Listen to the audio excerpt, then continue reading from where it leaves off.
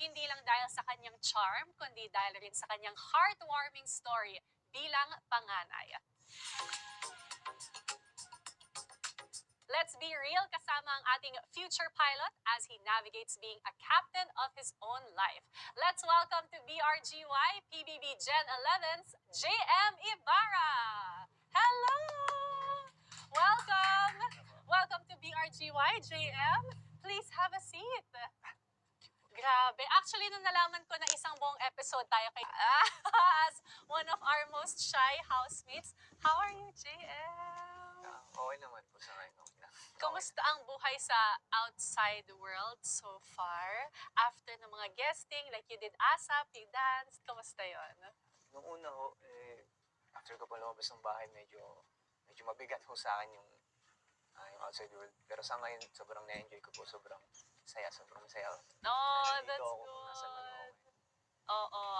Napakarami talagang pwedeng pag-usapan kasama nitong si JM. But like I said earlier, di ba, ikaw yung isa sa mga housemates kasi na medyo late na sa season nagbukas about your personal life, your family life, di ba? Kasi parang it was only around parang the Big Love Challenge na nga lang na medyo mas nakilala. Oh my gosh, ito pala yung pinagdaanan ni JM. And today, syempre on BRGY, we want to give your fans all over the world the chance na mas makilala ka. Kaya naman, we'll be playing a little game and we'll call it Relate and Can't Relate. Magbibigay ako sa'yo ng dalawang emoji. For this emoji, relate. For this emoji, can't relate. May bibigay ako mga statements and sasabihin mo kung relate ka ba doon or medyo hindi relate. Okay? Are you ready? Okay.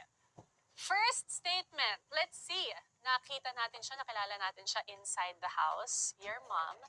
Favorite ni mama. Relate or can't relate? Talaga ba? Mas favorite ko niya yung bunso pero same treatment naman. No? Bunso. Feeling mo hindi ikaw yung favorite? Same treatment naman po siya sa aming tatlo pero mas madalas mo niyang ginagayad yung Oo, mas baby kasi kailangan si naman po Bunso, ganun, no? Pero syempre, ang dami na sa mga, lalo na sa mga nanood ng PBB, kilala na yung mom mo. Parang meron na nga din siya mga following sa social media, di ba? Pinopost din yung mga picture niya, pati picture ng mga kasama mo sa bahay, di ba? And let's go back to that kasi nakita nga namin ang soft side ni JM nung pumasok yung mom mo sa loob ng bahay. Do you remember what that felt like nung challenge na yon tapos parang pinapasok yung loved one and then you saw your mom? Sobrang na-miss ko na sobrang sabi ko yakapin yung mama ko that time talaga. And doon nga nabuksan yung kwento na it was when you were very young, just 7 years old, that your parents split up. And ikaw bilang panganay, ano yung naging effect nun sa'yo, you think? Lumaki ho ako na wala ho akong masasabing gabay ng isang tatay ba. At nasanay ho ako na gabay lang ho ng mama ko. I know na, syempre, nakita din namin yun when nag-usap kayo ng daddy mo in the confession room or narinig mo yung boses niya na meron kang parang dinadala na hinanakit sa kanya that you also, I guess, learned from and nag-reconnect na kayo dito sa outside world. Ang pinaka na-appreciate ko, I think, sa moment na yun is hindi mo minadali yung sarili mo na, hindi, okay na kami dahil lang nakausap ko siya dito sa PBB. Parang for you, sabi mo, hindi, mag-iintay ka hanggang lumabas and then you'll see from there. Bakit ganun yung naging approach mo doon? Kasi yun naman ho, ganun naman ho, dapat kasi hindi naman ho minamadali yung pagpapatawad at saka marami ho kami dapat pag-usapan ng papa ko.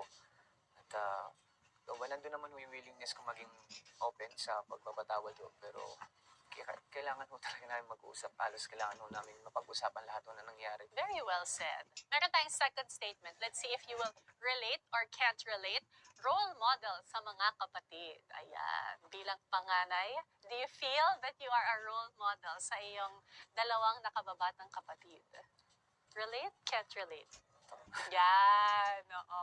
Ito very humble kasi si Jem. Pero I agree, super relate. Dahil ikaw, ano ka talaga, super achiever.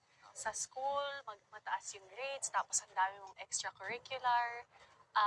Nakikita mo ba na ganun, role model ka sa mga nakababata mong kapatid, lalo-lalo na sa pagiging focused? honestly, hindi ko nakikita na role model ho ako sa kanilang dalawa. Pero sobrang vocal ho nila pagdating ho sa pag-idolize ho nila sa akin. Sa mga bagay ho na nakakamit ko. Pero syempre, tatlong magkakapatid na lalaki, hindi maiiwasan lalo na growing up na kaaway-away ang mga yan. O, paano yung mga awayan ninyo, magkakapatid growing up? Growing up po, nung pagkabata ho namin, madalas ho talaga mag-away-away. Lalo na ho, between sa amin sa ho nung pangalawa ko pong kapatid. Mm. Agad naman ho yung nabago nung medyo tumanda-tanda na rin ho kami. Teenager na ho kami. At, Mm-mm. I read kasi that when you were growing up, talagang mas close ka sa barkada kumpara sa mga kapatid. Pero now that you're older, saka mo naramdaman na mas close ka na or mas okay na yung relationship niyong magkakapatid?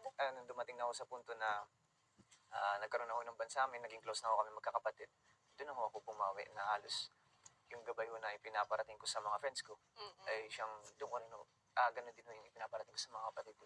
Which brings us to our third statement. Titingnan natin kung agree ka or relate or can't relate.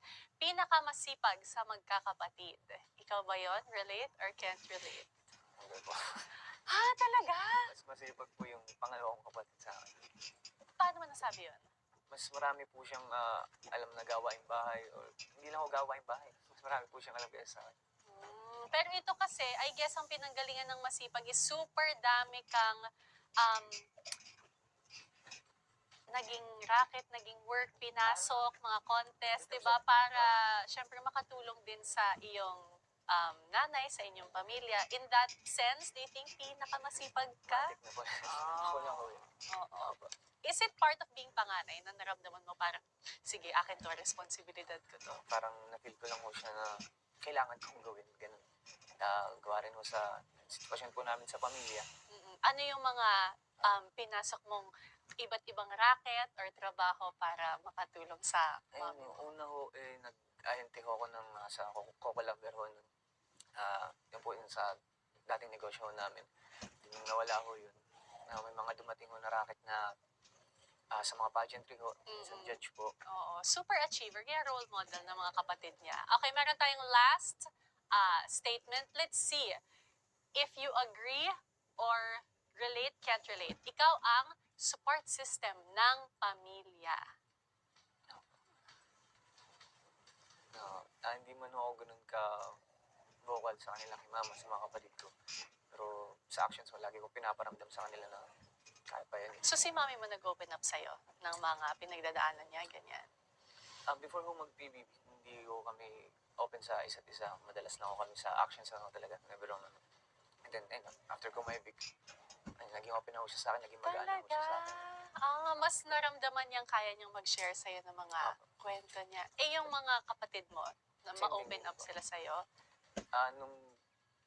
Before po ako mag-PBB nun, open ako silang dalawa sa akin. Kasi may nabuo na pong band sa amin. Pero ikaw, kapag meron kang pinagdadaanan or dinadala, sino naman ang pinaka-support system mo, masasabi mo?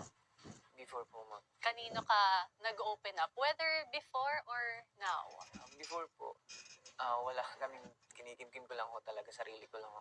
After ko po lumabas ng bahay, naging magaan din ako sa mama ko. And dito nga sa kanyang PBB journey, mas nakilala si JM sa kanyang pagiging pilot. Dami mo ding mga task na may kinalaman dyan. And yung ating susunod na pag-uusapan, syempre, kung paano nakahalintulad yung journey ni JM as that of a pilot. All that and more when BRGY returns.